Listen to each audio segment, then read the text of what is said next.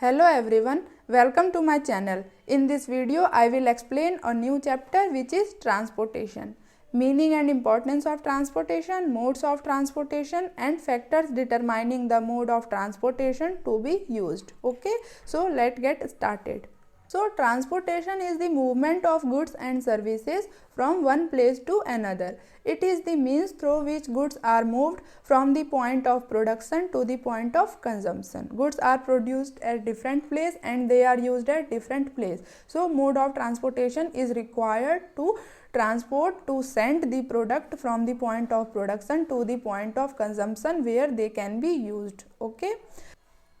It is an important function of commerce because it helps in removing the hindrance of place by making the goods available where and when they are required. Okay. Next is importance of transportation. So, transportation is a means through which goods and services are sent from one place to another. It makes possible large scale production by providing mobility of labor, materials and capital. It broadens the market for goods by transporting them from surplus areas to deficit areas, from production areas to consumption areas. It helps in better utilization of resources by moving resources from one place to another, from the place of surplus to the place where they are required. Okay. It creates time and place utility by providing goods, labor, capital at the place where they are required and at the time when they are required. Okay. Next is it intensifies competition which leads to reduction in prices. It increases competition by making the goods available throughout the country by moving them from surplus areas to deficit areas. Modes of transportation include land transportation, water transportation and air transportation. Okay. Land transportation is of two types, roadways and railways. They are totally national and they cannot be used beyond the national boundaries of a country. Water transportation is used for international purposes, for international trade. It is again divided into two types, inland water and ocean transportation. Ocean transportation is again divided into two types, coastal shipping and overseas shipping. Coastal shipping is used within one country and overseas shipping is used for international trade. Okay. Air transportation is of two types, internal and international. Internal is used within the national boundaries of a country and international is used beyond the national boundaries of a country. Roadways. Roads connect villages, cities and states of a country. It is a national mode of transportation and cannot be used beyond the national boundaries of a country. It is the most ancient and widely used mode of transportation. Men and materials are moved from one place to another through roads. Okay. Next is advantages of road transportation. So, it provides door-to-door service. Its routes and timings can be adjusted according to individual needs, individual requirements. So, it is the flexible mode of transportation. It acts as a complementary service, supporting service to other modes of transportation. For example, when goods are transported through railways, so to move goods from railway station to the door of customer, roads are used. Okay. Next, it is quick for short distances, it consumes less time and it is easily available. Next is railways. It operates within a country. It is also a national mode of transportation. It is suitable for long distances and heavy bulky goods like iron ore, steel, heavy machinery, minerals. It is considered as lifeline of a country because it plays a crucial role in economic development of a country. It provides materials and labor where and when they are required. Thus, it helps in the process of production and it helps in increasing increasing economic activities in a country, and thus it is called the lifeline of a country. Advantages of rail transportation is that it is quick for long distance travel, it is most suitable for heavy and bulky goods, cheap rates. It is cheaper mode of transportation in comparison of air transportation and in comparison of roads also. It provides sufficient safety to goods. It is more regular and not affected by weather conditions. Okay. Next is water transportation. It includes inland water and ocean transportation. Ocean transportation is again divided into two categories: coastal shipping and overseas shipping. Inland water transportation means using rivers, canals, lakes of a country to move goods from one place to another.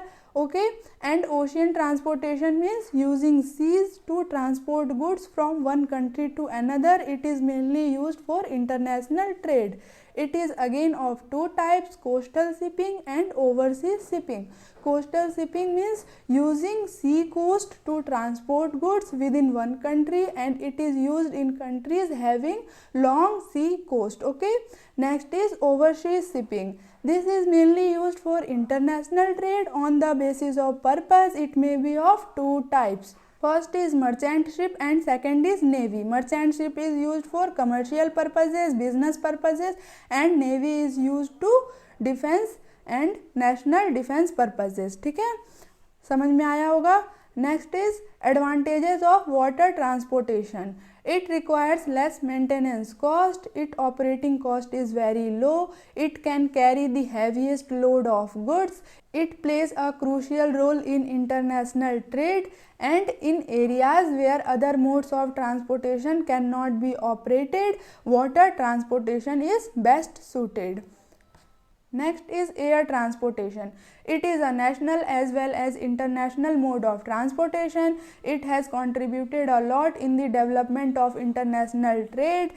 It has created time utility. It is the fastest mode and it offers saving in time which other modes cannot match. Okay. Its advantages are suitable for carrying goods of perishable nature which require quick delivery, suitable for light goods of high value like gold, diamonds and jewelry. It is convenient, efficient and quick. At the time of natural calamities, it is used to provide necessities and to save people. Okay. Next is factors determining the mode of transportation to be used. First is cost. Second is speed. Third, perishable nature of goods, light or heavy goods, movement within the country or outside the country, regularity, safety and flexibility. तो cost की बात करें तो सबसे costly जो है वो air transportation है. ठीक है. स्पीड की बात करें तो सबसे ज़्यादा स्पीड भी एयर ट्रांसपोर्टेशन की ही है. और अगर शॉर्ट डिस्टेंसेस में बात करें तो रोड्स जो होते हैं वो क्विक होते हैं, रोडवेज का यूज़ किया जा सकता है. और लॉन्ग डिस्टेंसेस में with in a country railways का यूज़ किया जा सकता है. अगर गुड्स पेरिशेबल नेचर के हैं तो उसके लिए क्या चाहिए, स्पीड ज़्यादा चाहिए. तो एयर ट्रांसपोर्टेशन का यूज़ हो सकता है या रेलवेज़ का यूज़ हो सकता है. लेकिन अगर पेरिशेबल नेचर के गुड्स नहीं हैं तो रोड्स का यूज़ हो सकता है और वाटर ट्रांसपोर्टेशन का यूज़ हो सकता है. ठीक है. नेक्स्ट इज़ लाइट और हैवी गुड्स. तो एयर ट्रांसपोर्टेशन हैवी गुड्स को कैरी नहीं कर सकता, वहाँ पे लाइट गुड्स चाहिए. और हैवी गुड्स के लिए सबसे ज़्यादा सूटेबल होता है रेलवेज़. ठीक है. और वाटर जो ट्रांसपोर्टेशन है वो इंटरनेशनल ट्रेड में हैवी गुड्स को कैरी करने के लिए सूटेबल होता है.